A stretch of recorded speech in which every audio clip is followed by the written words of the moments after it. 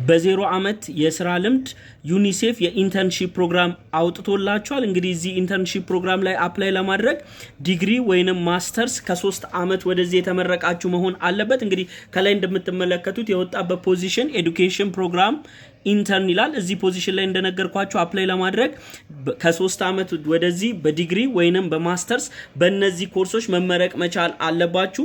በኤዱኬሽን፣ በኢኮኖሚክስ፣ በሳይኮሎጂ፣ በኢንቫይሮንመንታል ሳይንስ፣ በኮሚኒኬሽን፣ በማርኬቲንግ፣ በጆርናሊዝም፣ በኢንተርናሽናል ሪሌሽን፣ በኢንተርናሽናል ዴቨሎፕመንት፣ በሶሺዮሎጂ እና በሶሻል ሳይንስ እና ተዛማጅ ፊልዶች ከ3 አመት ወደዚህ የተመረቃችሁ ሰዎች አፕላይ ማድረግ ትችላላችሁ። አፕላይ የሚደረገው በኦንላይን ነው።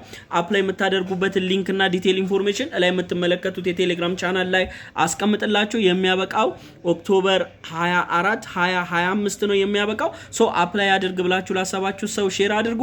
አፕላይ የምታደርጉ ሰዎች መልካም እድል